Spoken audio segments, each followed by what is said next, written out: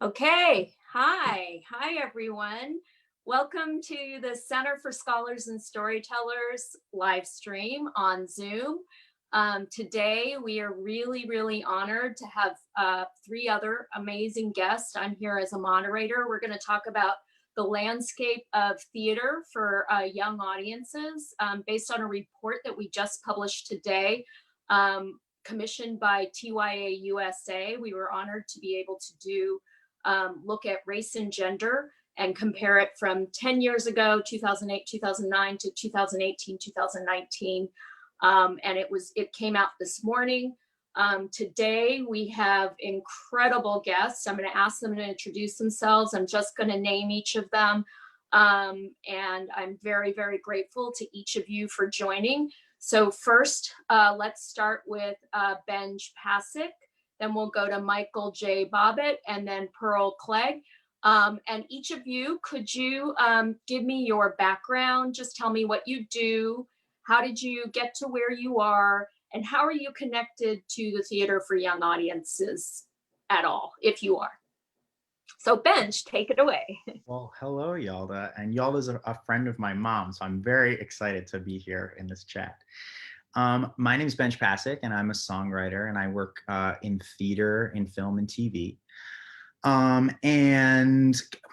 Will you keep enumerating the questions that I'm supposed to answer here? Like my connection to theater for young audiences. I write a lot of musicals, and I had the good fortune, along with my frequent collaborator Justin Paul, to collaborate on a musical version of James and the Giant Peach, and that was my first introduction to the wonderful world of TYA and writing for this specific demographic, which was really wonderful, and got to work at Seattle Children's Theater and really collaborate in that space. I'm excited to be part of this conversation as an ally and also somebody in the LGBT community, and talk about what we can do, what we can be doing to make sure that there's more equity in theater, and especially equity in theater for young audiences. And I think too, at some point, Benj, because you have also worked in the movie, and I don't know if you've worked yet in the television industry, but you've certainly worked in the movie industry. We can talk about sort of the way all of these different groups that create content for young people, how we can work together. Yeah, absolutely. So Michael, so glad you're part of this. We are thrilled. I know you've been active in this space in all sorts of ways. So please tell us about yourself and how you're connected to the theater for young audiences. Hey everyone, this is Michael Bobbitt. I'm currently the artistic director of New Repertory Theater in the greater Boston area. My experience in TYA goes back to my days as director of touring productions with the Smithsonian's Discovery Theater. And then for 12 years, I ran Adventure Theatre MTC, which is one of the children's theater in the DC region. I produced James and the Giant Peach there. And while I was there, I commissioned over 40 new works and wrote about 5 or 6 or 7. And so theater for young audiences is a big part of my life and world. And I'm doing theater for older kids now, and so I miss it a little bit. I am currently co-writing an adaptation of Make Way for Ducklings, which is I'm very excited about, and hope to someday maybe bring more TYA back to New Rep. And the other thing is like Benj, I'm obviously Black, but I'm also a gay male with a white husband and a Vietnamese child. So diversity is all parts of I'm like a walking Benetton ad. That's wonderful. Thanks for giving us that background. And Pearl, please tell us about yourself. Pearl Clegg. I'm Pearl Clegg. I am the Distinguished Artist in Residence at the Alliance Theater in Atlanta, Georgia. I had never written for young audiences, had never really thought about writing for young audiences. And when my grandson hit about 10 or 11, and I took him to see yet one more production of Charlotte's Web. And on the way out, he said, "Granny, I really like going out with you, but I think I'm too old for the theater." So of course, as a playwright, that was a knife into my heart. So I said, wait, no, this is just too young for you. I'm going to write something for you. So I actually started writing for young audiences because I selfishly wanted to write something that would keep my grandson engaged and would allow him to see that he could love the theater forever. I had the great advantage of being embedded at the Alliance Theater in their education department, which develops work for young audiences from age 0, literally, all the way through high school. And it gave me an opportunity to not only write that first play for my grandson, but also to write a children's book for 2-year-olds, and to be working now on a play that is inspired by Andrea and Brian Pinckney's book, Sit In, about the civil rights movement for young people. So I find it really wonderful that this study was done. As an African-American woman, I'm always concerned about the decision point. Who makes the decision about what appears on our stages for our children? And I think that any document that helps people look at what they're doing and helps them see what they could do better is always important, because I live in Atlanta, and right now our district attorney is on television talking about what's going to happen in the latest case of police officers killing an unarmed Black man in our town, so that these issues are not abstract at all for me or for any of us. And however we identify, I think that as American people, as American artists, it's so important for us to try to stumble through and figure out how to talk honestly to each other about all of this. So I'm very happy to be here. I'm so glad you said that. Just to give context for people who are watching, who may not really understand what theater for young audiences is. It was actually a learning curve for me. What is it? Like, how do you, and I don't know who feels best placed to you can raise your hand. All of you have worked and made content for young audiences. And how do kids get to see it? Do families bring them? Is it through schools? Where are people engaging with this kind of theater? Pearl, why don't you answer? Well, I think at the Alliance, we do a lot of community outreach, so that throughout Atlanta, and not saying, okay, one community needs outreach and another one doesn't. All of these children need to see the theater, so that we do a lot of bringing children to the theater to see these shows. Also, their families bring them, because there's always a show for young audiences as part of our regular season. The associate artistic director at the Alliance, Chris Moses, who is a wonderful visionary artist, is always conscious of the fact that if we do not develop the next generation of theater goers, nobody will. And that is a very practical consideration. But the other consideration that I'm very happy to be deeply grounded in at the Alliance is that we do believe that theater has the power to change people's lives. That there are things that you can talk about and hear people talk to you about in the theater that might make you nervous in real life, that might make you run in the opposite direction in real life. But when you're listening to people on the stage, especially a show for younger people, sometimes it's more accessible for families to look at that way. I find that children don't have much of a problem looking at anything that is on the stage. They're not scared of it. They're not worried about it. I think their parents are a lot more worried about, well, will this play be good for my child? Will this play not be good for my child? And to really understand that, because everyone in the play doesn't always look exactly like you or your child, doesn't mean that story is not a story that's going to engage your child. I mean, I love Jason Reynolds so much, and we did a production of Ghost, which was one of the most amazing things I've ever seen for young audiences. And it was about young American people. And all the young American people that came to see the show identified with it. The fact that they were African-American kids did not mean that the people in the audience didn't embrace them and applaud them and pull for them. So I think sometimes we are lagging behind by years, lagging behind our audiences who are so ready, because their lives are this. Yeah. Does anyone else want to add to Yeah, I'll add a little bit. I think that in addition to what Pearl said, I think that we're also developing artists as well. that if we ever hope to have great artists, we have to get them really, really young. I'm pretty sure most of us on this panel saw our first show when we were a kid and we became obsessed with theater, and that's why we continue to do it. I would also say I like the term that Theater for Young Audiences is really about anyone that's considered not an adult, like anything below that. And I think we sometimes separate baby theater from student productions, from adults performing for kids or kids performing for kids. To me, it's all there. Even the commercial theater. I mean, Broadway has so many productions on Broadway that are written with kids in mind that I think fall under this Theater for Young Audiences umbrella.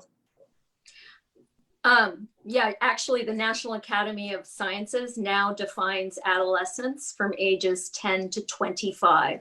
So under 25, everyone. It actually struck me, and then I'm going to get to the report.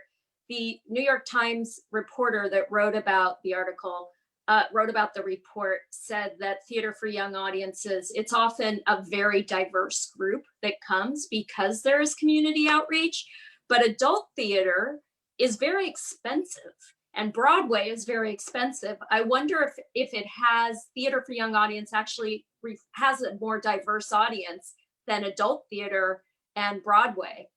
Benj, what would you say to that?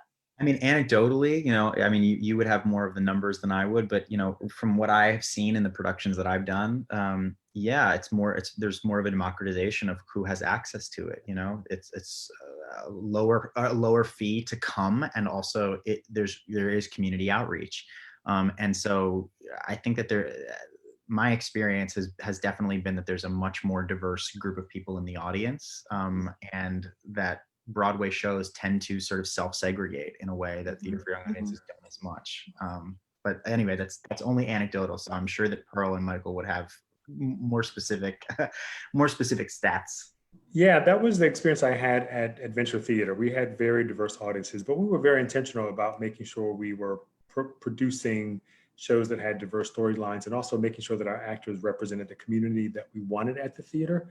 But there was a report, I don't know if it was 3 years ago or 2 years ago, but it may have been American Theater Magazine or New York Times, but these numbers stick out of my head. There were 9 shows on Broadway that were written for young audiences, up 33% of the income on Broadway. So it's a huge and viable industry. And yeah, so I just know my experiences are there are diverse audiences, but it's also a really viable and strong industry that needs a lot more attention than it gets.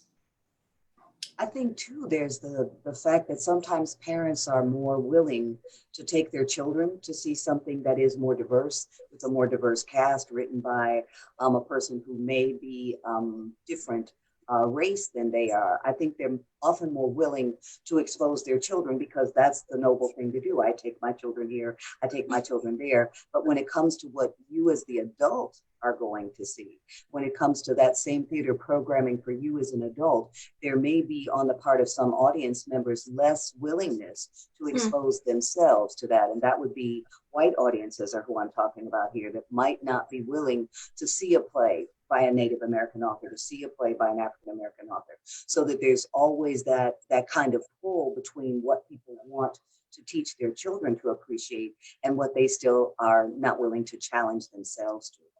That's a really interesting point. Yeah, the fact that I think that the audience for this theater, for young audiences, for this particular community is so diverse, makes it all the more important to reflect, the diversity of the United States, and all, so that they can see themselves. So I'm going to talk a little bit. I'm going to segue to the report. And if you're just tuning in, this is Center for Scholars and Storytellers. We're doing a Facebook Live with Benj Pasek, Michael J. Bobbitt, and Pearl Clegg.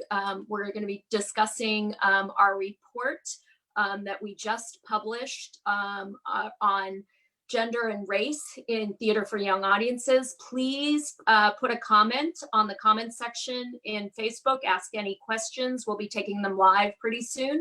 And we'll be giving you links to any resources we discuss. You can access the report for free, etc.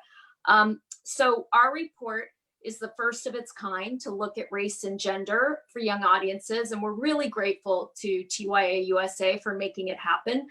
these kinds of reports have actually been done for a long time in the movie and television business, starting with Gina Davis, at least even in the kids area. They've been done a lot for adults. There's a lot of advocacy organizations. GLAAD, for one, does great reports. But they haven't really been done in theater, and not so frequently for young audiences. Why do you think it's taken so long? And why isn't there? Is there anything in theater for adults audiences, if you know? Go ahead, Benj, and then Michael. Oh, nice. Michael, it's go only Michael, then Benj. And then I'll follow up. I just think that in American theater, TYA is still marginalized. It's still not considered as important as adult theater. And as Pearl mentioned earlier, if we ever hope to have thriving, excited adult audiences, we got to get them when they're young. And so I've been talking about this with TYA for a while, that somehow we have to get intertwined into all the conversations about theater in America. And for some reason, it just doesn't happen. So I think that's why we haven't seen these kinds of reports, because it's still a fringe. It's still children's theater. You know, I talk about funders. When I was running the theater, we would get small size gifts. We would get gifts based on the height of our audiences as opposed to the impact of our audiences. But that kind of marginalization happens in almost all aspects of TYA. So yeah, that's what I want to say. That's my little soapbox. Yeah, I just want to say I'm involved. There's a company called MTI, which licenses musicals and plays. And I know that only in the last sort of 20 years have they put a focus on creating shows for kids to actually perform. And that's a relatively new thing. So how do you take a 2-hour musical and actually shrink wrap it into an hour so that kids can do it in their middle schools? And it's new. I mean, that's the thing. And it doesn't have that much history of being done. And I think only now that it's, I'm going to sort of make up some numbers, which are not true, but, it was there was this spinoff from MTI to this company called iTheatrics, which this wonderful man named Tim McDonald, who worked with me on James the Giant Peach, now runs this company, and they commission shows and try to make things for young people to perform.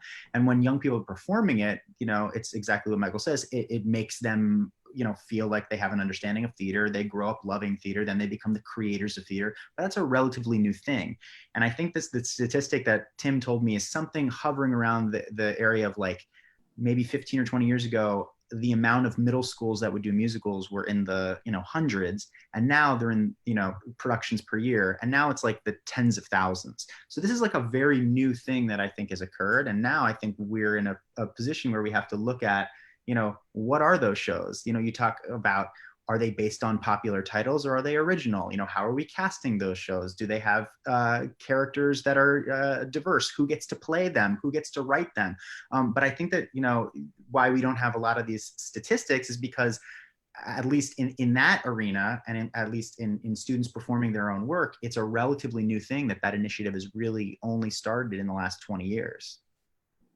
I think too, there's been the problem that many of the bigger theaters, the regional theaters or the big funders, are still controlled basically by white people. So that the idea of doing a study or doing a big initiative that has to do with even the way that we frame it when we say it, letting them see themselves on the stage. And it's not really that Black children are the only ones who need to see Black people on the stage.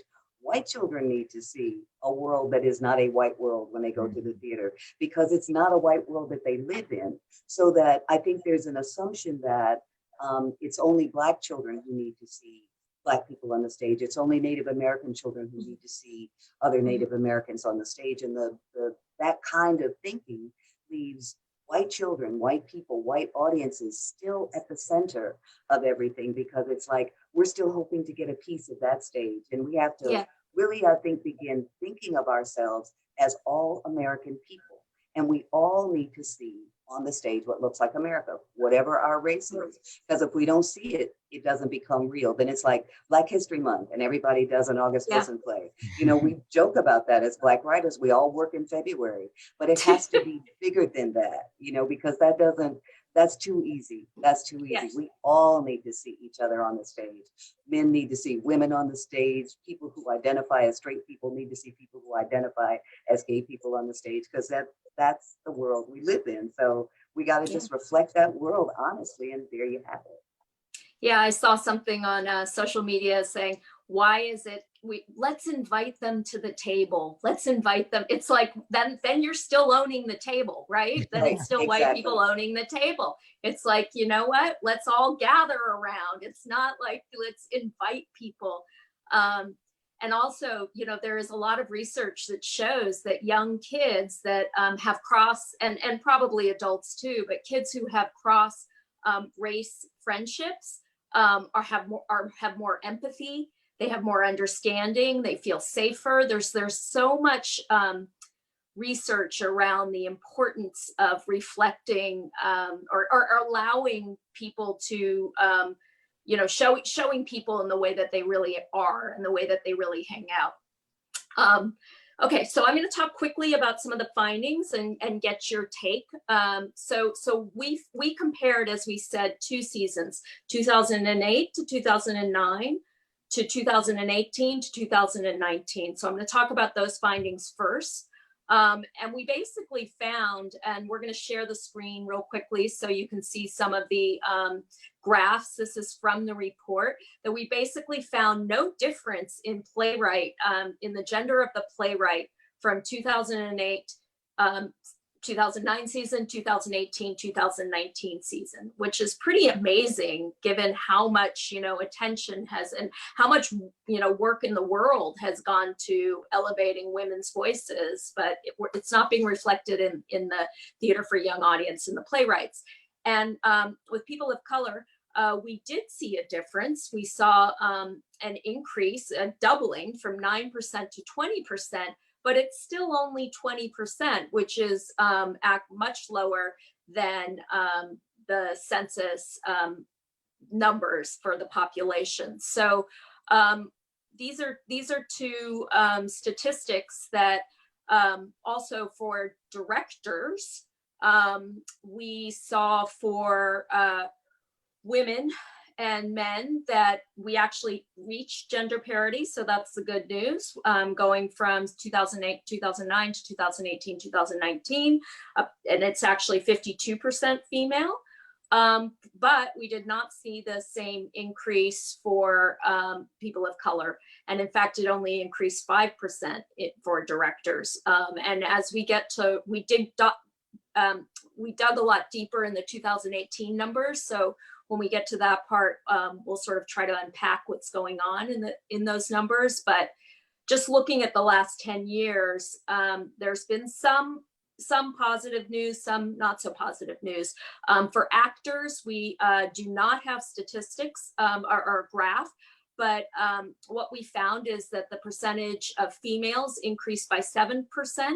And it was at parity, and there was a 13% increase in the percentage of people of color in the actor category, and at that percentage overall was 37%, which is actually not so bad. So at least on the stage itself, and what, you know, people are seeing, what kids are seeing, reflects better gender and race diversity, but behind the scenes it's pretty bad. Pearl, what do you make of that? What do you may have, were you producing theater in 2008, 2009? What have you seen? What are some of the changes? How do you reflect on these changes? Well, I think that the main thing that we have to realize is that these things don't happen in a vacuum mysteriously. A season does not mysteriously appear on the stage for young audiences or for adult audiences. So that the thing that I always am conscious of is that what has to change in order for this programming to change, in order for the theater perspective and vision to change, the decision maker has to change. The decision-making point has to change.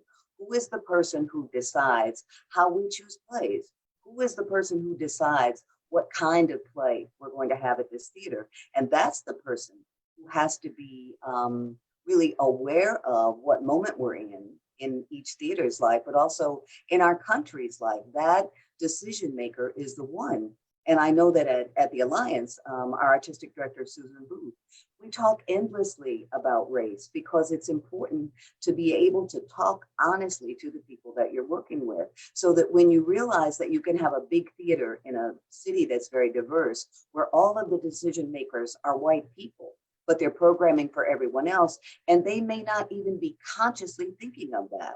So that has to be made to be a conscious thought to say, why is it that none of the eyes that look at the material we're considering are other than white people's eyes? How is it that this could happen? Because those things don't happen by accident. No one sits down most of the time in the modern world and says, let's make this for all white people. It's the assumptions that allow that to continue going on. So when Susan Booth became so committed to really making our theater a place where it's not like we talk about diversity, we want to hear different voices in every meeting. Everything can change when the artistic director changes, when that point of decision changes. And until that changes, we're going to keep doing studies and saying, oh my God, can you believe it? And it's like, this time I want us to say, we believe it. Now, decision makers, get together and make it work. You know what to do. Do it. Yeah, that's absolutely. And I think actually TYA did a study on decision makers, which they released last year, and they found that most decision makers in theater for young audiences were white. What kind of action, Michael? So that's one action. What kind of action do you think theaters can take right now to become more equitable? You know, Pearl just said it. Unconscious bias is a very powerful thing. It's very powerful. And unless you are fiercely anti-racist or fiercely anti-oppression, it's hard to fight your unconscious bias because you're not even aware. That's why it's called unconscious bias.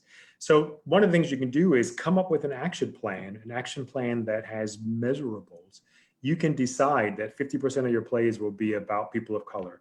You can decide that 50% of your directors will be female. You can make those kinds of decisions. And I also think it's important that you publish those, put those out there in the world so that people can hold you accountable.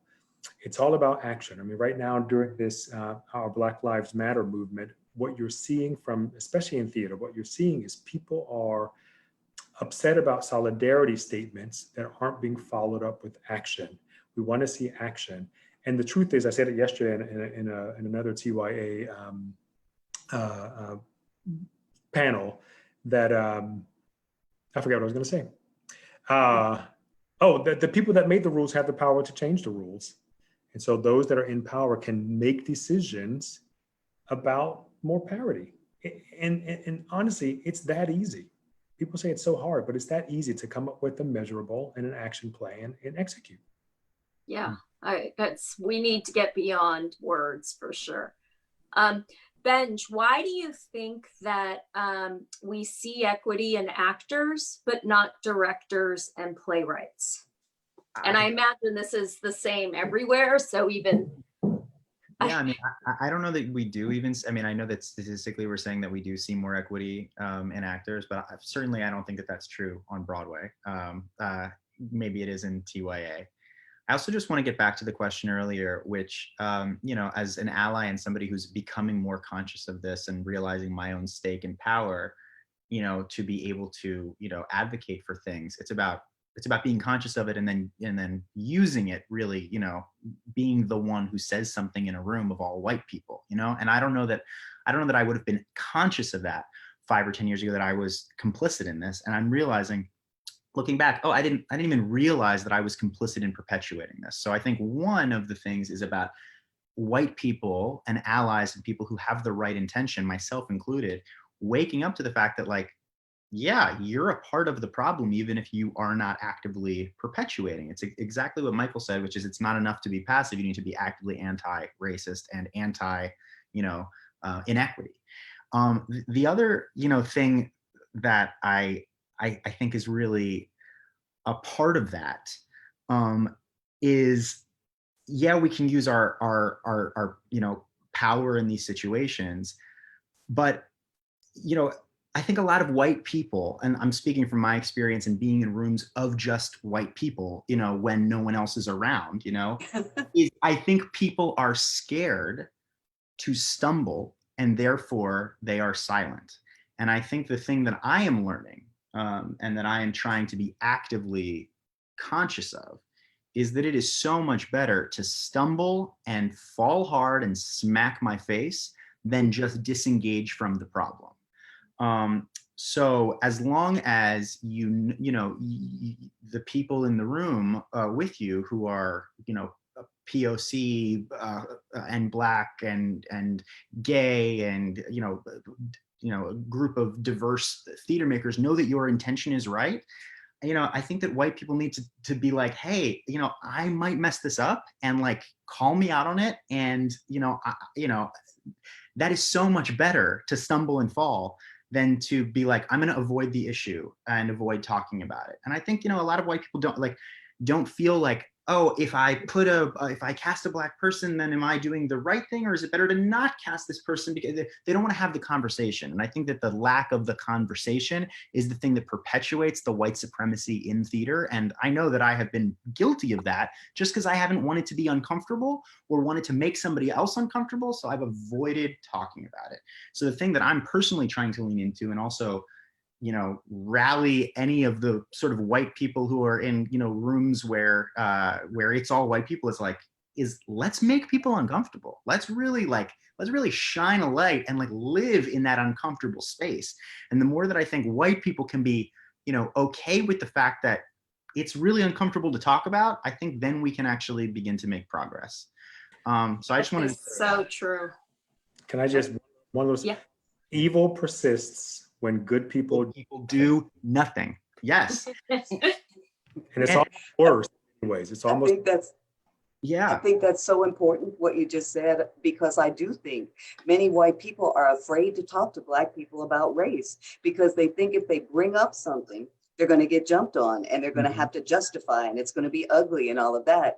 And many African-American people have a difficult time talking to white people about race, because the other side of that is the Black person says, I can't believe you're asking me that. How come you don't know that? And then there's anger on one side, guilt on the other, and then crying. And it's not good because the conversation doesn't move ahead. So I think what you said is so critical, because white people have to be prepared to say, I may say the wrong thing, my intention is good. And Black people have to say, okay, I believe you that your intention is good. Let me see that intention, and we will talk honestly to each other across all this craziness that's between us, because that's where it starts. And that was wonderful for you to say that about white people being in a room all together and saying, no, I'm not bringing this up. I don't want to talk about this. Right. Because they don't have to. We don't have that option. We got to talk about it. So it's when we know that we don't have the option, sometimes us ask.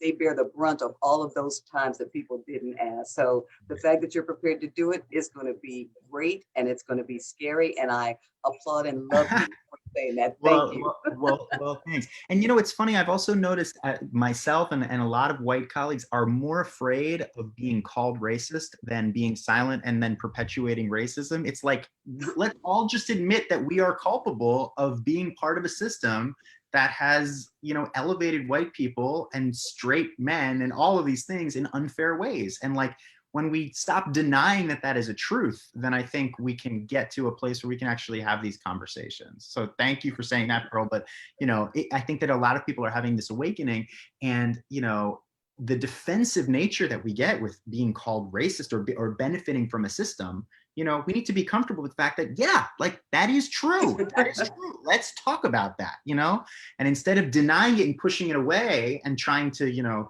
defend ourselves and our egos, let's just, admit that we have been part of the problem, and then begin to have that dialogue. I know that wasn't your question, but I just. No, you know what, this is going in totally the right place. And that's what that book, White Fragility, is about. I don't know if you haven't shot up to #1 on Amazon, but yeah, it's really all about that. And then ironically, I just want to say, I talked to a lot of my Black friends who go, and White Fragility is written by a white author. So it's we also need to go past the point of white people talking to white people, and we don't need to call our Black friends and be like, hey, how do we do this? There's Google and we can read books. But she's been I think that book's amazing, because she's been teaching those classes forever, and she was just talking about all the defensiveness that people, because we want to say, oh, racism is explicit and it is this and it is that. And I would never use the N-word and so I'm not racist. And you know, how people get defensive and fight with her in these things. But I was just going to say, for children, taking it back to children, it's actually, and white people and Black people are very scared, maybe not Black people as much, but I'm thinking about some of my friends who are biracial and biracial kids. They don't talk about race as much with their children when they're very young. And we think, oh, children are colorblind, you know, and they don't notice race and they don't notice colors of skin. But really what the research says is you have to start talking to them at basically from birth, because they start noticing different colors of skin at 6 months.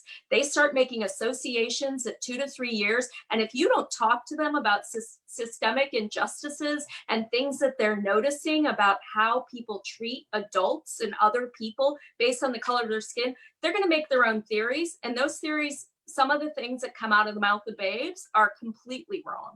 So it's really important. I know, Pearl, you said we've got to start having those conversations. And sometimes parents they think their kids are too young to be seeing these things and hearing these things. They're not too young. We have to start at a very young age. Yeah. And of course, you don't start a child looking at videos of people being murdered. You don't start a kid there. If they're looking at colors, because of course they see different colors. Yes. That doesn't have to be a discussion of a problem. You know, that can be, isn't it wonderful? Look at all the different colors that we are. In a Black family, often it is, look at all the different colors we are in a Black family. We're all Black, and look at us, and look at the people that we know, and look at the people in another part of town, so that we're talking to children about color without the thing that makes color a problem. And the only thing that makes color a problem is bigotry. Otherwise, it's just like, but they also of humans. But they may notice, and I would be interested, you know, like they do notice, you know, oh, most of the homeless population may be a certain color, or most are, you know, I mean, they do start to notice these things. And I think you do have to start, maybe not right at the very beginning, you make it optimistic and it has to be developmentally appropriate, but at a certain point, you have to start helping them process what they're noticing.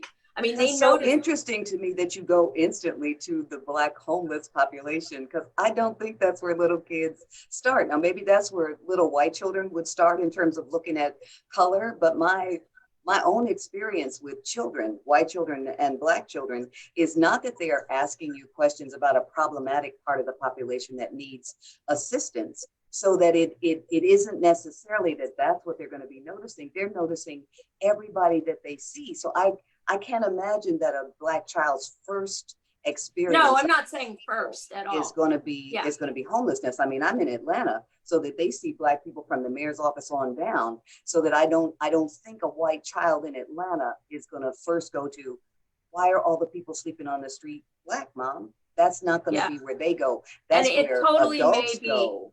That's where adults go. Where we are, and I live in a very white privileged neighborhood, but I'm just going to tell you a story because I think it was very illuminating. I have a friend that he's Black.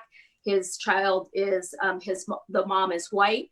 The child is half Black, half white, and he went to a very white school, and they had a lot of kids there that came from other schools, and a lot of them were homeless, these kids. And the kid whose parents had never talked to him about race, he was 5 years old. At one point, he moved his backpack to another, away from one of the homeless kids' backpacks. And the teacher said, "Why did you do that?" And he said, "Because I don't like Black people." And he had made the association, and he said the backpack smelled, and he had made the association in his head that the color of the skin was associated with the smell. And he didn't even realize that he was half Black because his parents had ever talked to him about it. So he'd made that association. I find that's very odd. That story is very odd. And I'm not saying it didn't happen, because it definitely could happen, but that's a very odd story. You know, I mean, think about that story. This is a 5-year-old white child who has a Black father, who encountered a Black person in another setting and said, in response to why they moved a backpack, not this person doesn't smell good, and then you can talk about bathing and homelessness and what the challenges are. This child's response was, I don't like Black people, and their dad is Black. So that's a very deep problem, but that is not usually a thing. Well, I don't know. I mean, have you read the book Bias?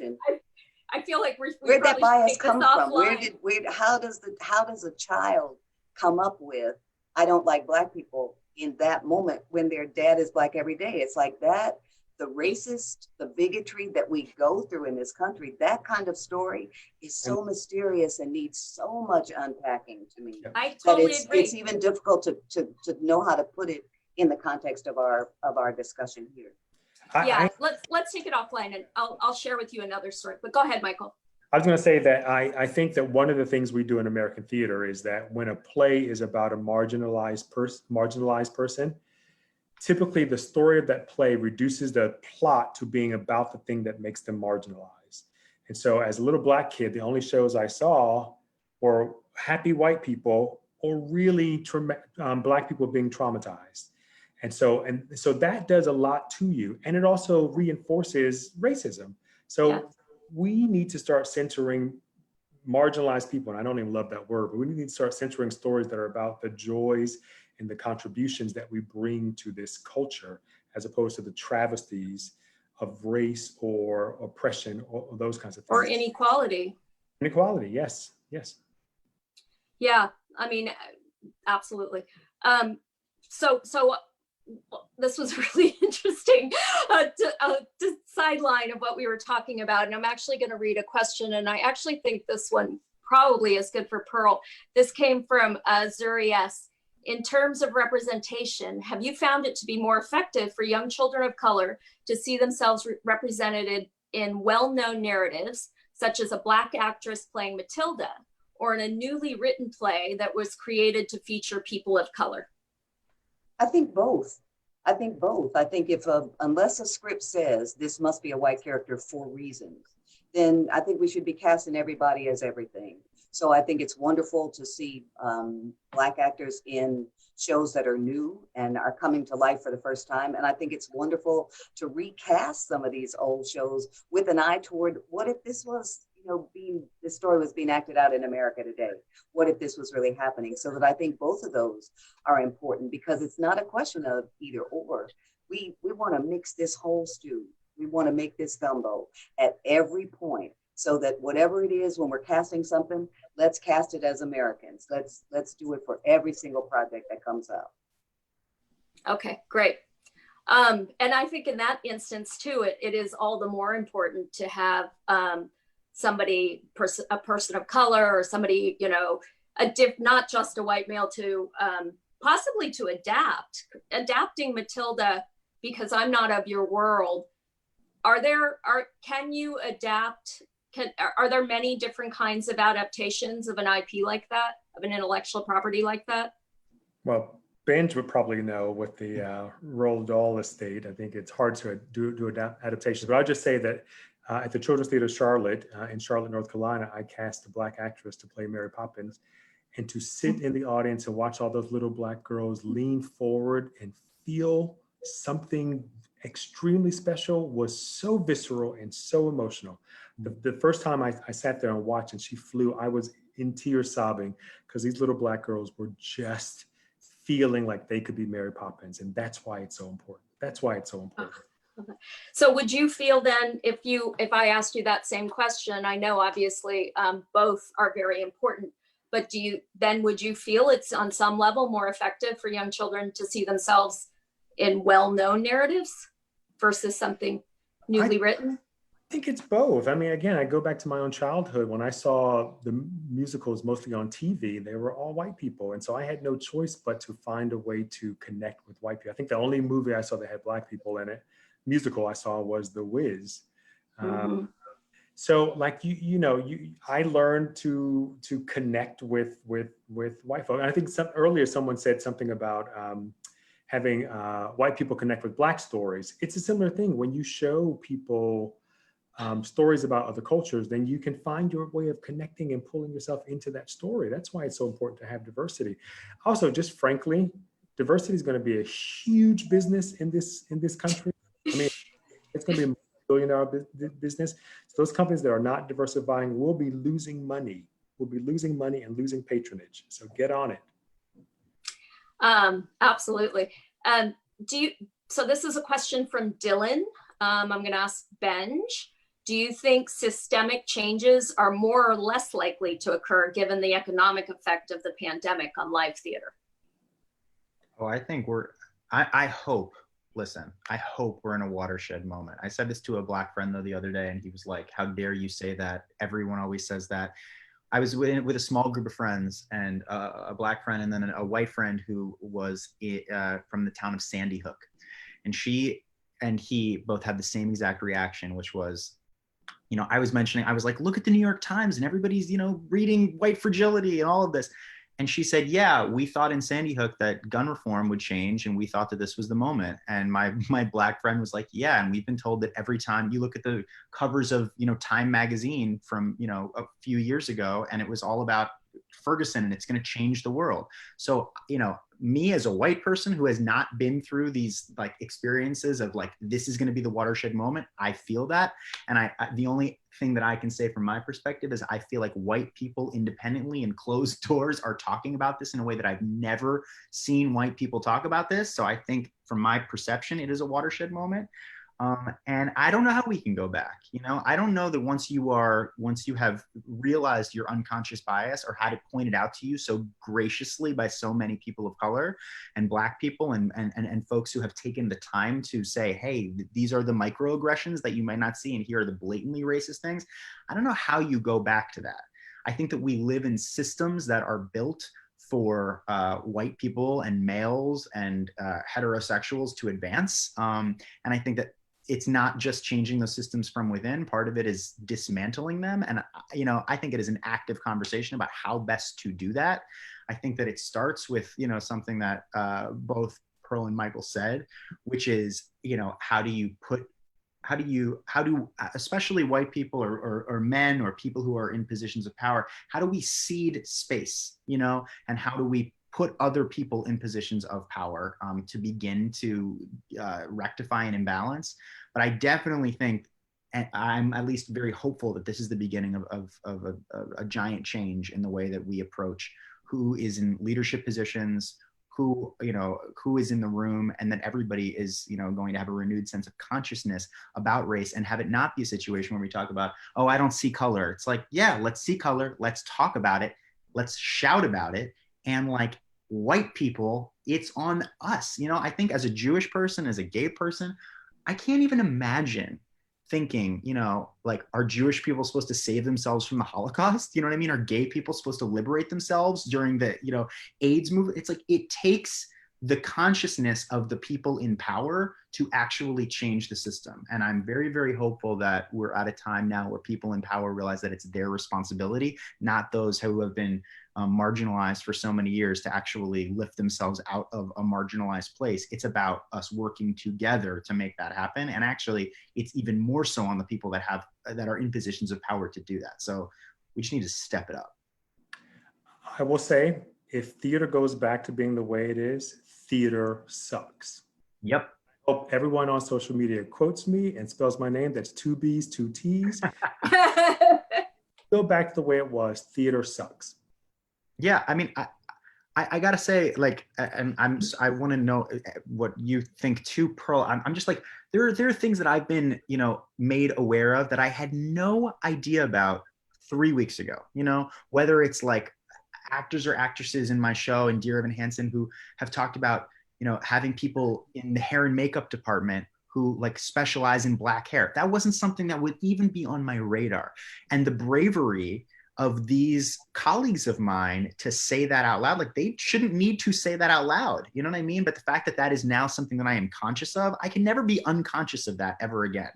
And I hope that, there's not performative activism going on by people in the white community, but I really hope that like people are hearing the bravery of Black colleagues coming forward and talking about these microaggressions that we might not have seen before, and now beginning to really make those changes and putting other people who are Black or people of color or women in positions of power and in those rooms to make sure and double check that the unconscious biases that we might not see don't go unnoticed. And I think that's a really, really important sea change that has to happen.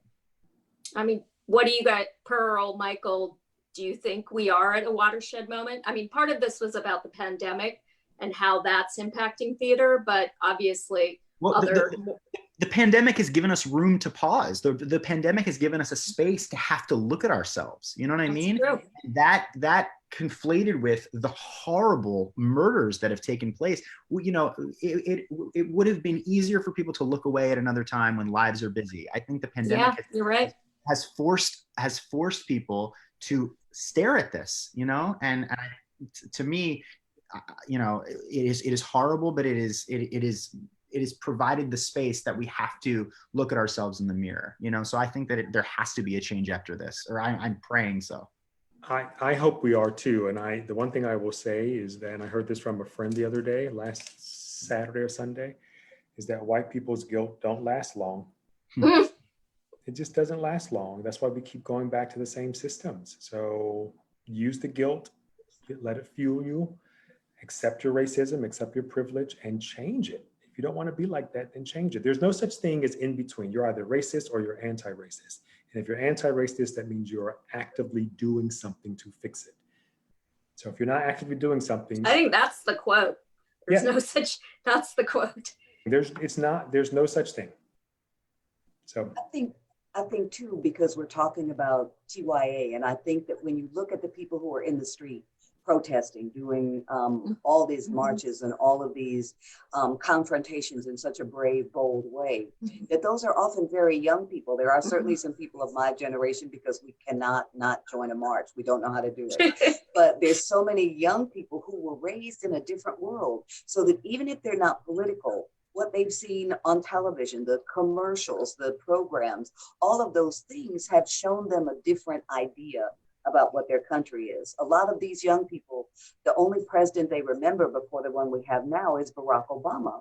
So that they had a very different idea about leadership and what leadership could be. So that one of the reasons I think that they're out in the street is that the culture has given them, from the very nonprofit world to commercial world with Coca-Cola ads where everybody looks every kind of way and they're getting along. But I think that all of those things have caused young people to say, wait a minute, we don't want to live in an America like this. And we are not going to sit around and let this kind of America become where we have to grow up. So we're not sure what we're demanding, but we're demanding that it not be what we see. And we're going to march around. And, many people that I know, including me, we keep saying, well, what is it specifically that they want? And we're looking for a leader to come forward with a list of demands and all the ways that we used to do this. And this is no longer something that works that way. So all of us who are waiting for that moment, I think, have to begin to understand that this is a different kind of protest, that a lot of it is based on cultural revelation and not politics. Just we know what's right, and we know that killing people like this is wrong. So that this is still a very young country, and it's been around long enough to do some really terrible things, but it's been around long enough so that we can see the changes. I remember the Civil Rights Movement. I remember the Voting Rights Act. I remember the women's movement. I remember Roe versus Wade. And all of those things happened because people who were thinking refused to go back. It's just what you said, Benji. They're not going to go backwards if they're good people. And I think that if we can continue to embrace this moment as the uncomfortable, challenging moment that it is, and realize this is a moment where we can stop lying about race. And if we could do that one thing as American people, whatever and wherever we find ourselves, whoever we are, if we could just talk honestly and listen honestly about race, it will mean that this moment will carry forward. If we don't do that, then we're going to get stuck in a lot of going back and forth about things that don't matter. Tell the truth. Everybody knows the truth when they really stop and think about it, without their own privilege getting in the way, without their own guilt getting in the way, and determined to be better. We can do it. We can make this country better, but we got to embrace it and know it's going to be a long haul, and it's going to be uncomfortable. I love your optimism, and I totally share it for the young people, but on some level I am with Michael that I feel like, I don't know, like white guilt is short, but I definitely believe that young people and the fact that they are finally stepping up, we are at an inflection point where, they will not let it go. I really hope and believe that they will not let it go. I mean, I see it in my household. I have a 20-year-old who was not socially active, or, you know, but she has been energized, and my son has been a democratic socialist activist for 2 years. You know, he's 17. I see it in my friends' kids' households too. So this generation. We created race. We created racism. We put Yes. put a man on the moon. We can end racism. We may not end bigoted people, but we can end the systems and the structures and the institution of racism. We absolutely can do that. Yeah. I'm gonna go ahead, Benj. Then I got one last question. Go ahead. I just wanted to say, I think, you know, just to bring it back to why we're here, you know, it's the power of storytelling. The power of storytelling is why we have the current president that we have. It's not about, you know, it's not about having, you know, the experience to be president. It's about how you tell a story to an eager group of people. So we are storytellers, right? We can put people in positions of power to hear their stories. We can raise up different voices. We can use the power that we have to put different people on stage, and we can, you know, the immediate thing that can pierce a heart and a mind, right, is a story. The ability to force somebody to walk in somebody else's shoes is when you see it. You know, Pearl said it at the beginning. It's like parents can bring kids to something and see something that has enough distance that they feel safe enough to talk about that story and how it applies to their lives. So like, I actually think that of all people, the storytellers are the ones who are going to make a huge difference in the way that people think about what is possible, who is, you know, who is, you know, in power, who has the ability to be something. And it's the way that we frame stories, and it's the way that we frame media. And so I think that, like, we are a very, very powerful group of people, even though sometimes we don't believe that we are, because however we communicate what is possible through, you know, a fantasy that we put on stage can then become a reality if we commit to it.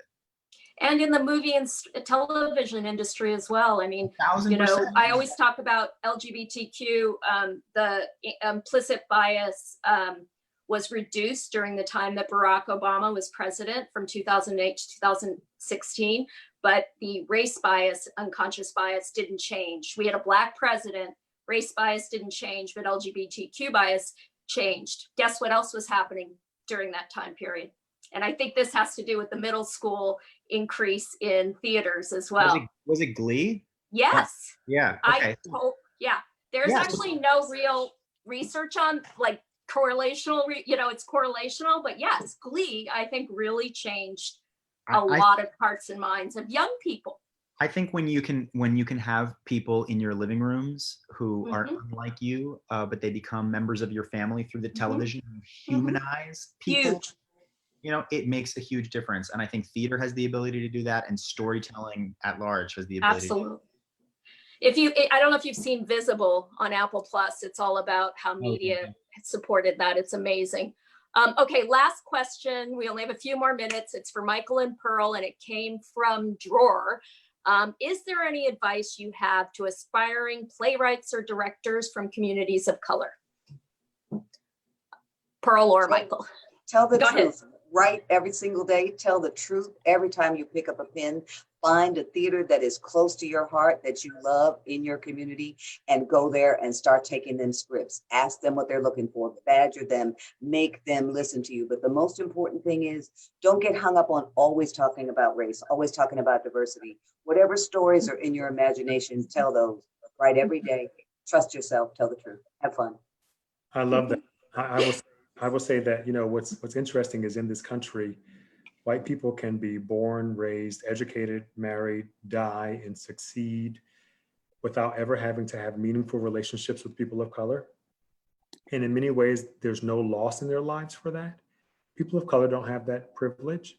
So what I would say to an aspiring playwright or director is attach yourself to really good white people, because it'll help you advance your career faster. That's a sad thing to say, but it's the truth.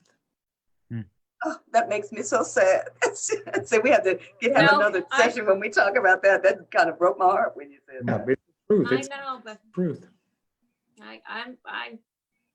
I totally agree with that.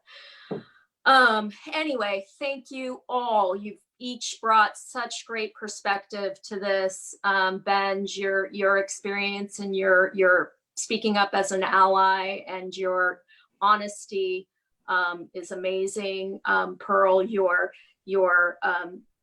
deep understanding of this world and kids and passion for, you started the whole thing with a story with your grandchild. I was like, that's how I should have, you need to start with a little story to give context. It was amazing.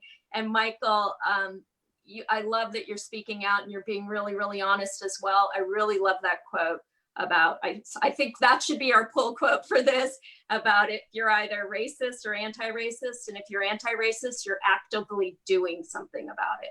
And I think that would be the message I would take away. I'm sorry we didn't get to the second half of our report. You can download it for free on our website. There's links. It's on TYA USA. I hope this is the first of many conversations. Pearl, I want to go offline with you because I want to tell you something else.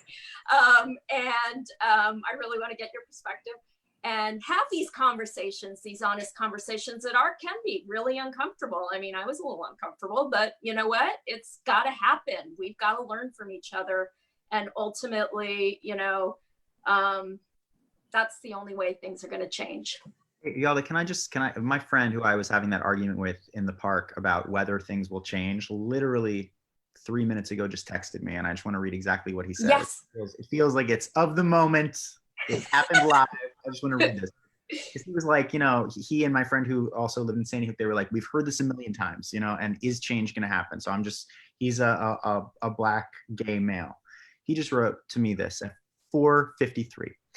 Our firm brought in a psychologist to talk with Black employees, and she is old enough to recall the movements of the 60s through the 90s. She said that this moment feels different to her, largely because of the lack of national leadership. So people are feeling like it is on them to step up. So there you go. Others with far more life experience really do feel like this might be a moment. It's the first thing that really gave me hope. I love it. Okay, I'm willing to be hopeful. I'm always optimistic. So that's why I launched the center. Stories can make a difference. Thank you all. We are very, very grateful that all of you gave us so much of your time, and hope this is the first of many conversations we all have about this. Okay. Thanks for having us. Great to talk. Bye.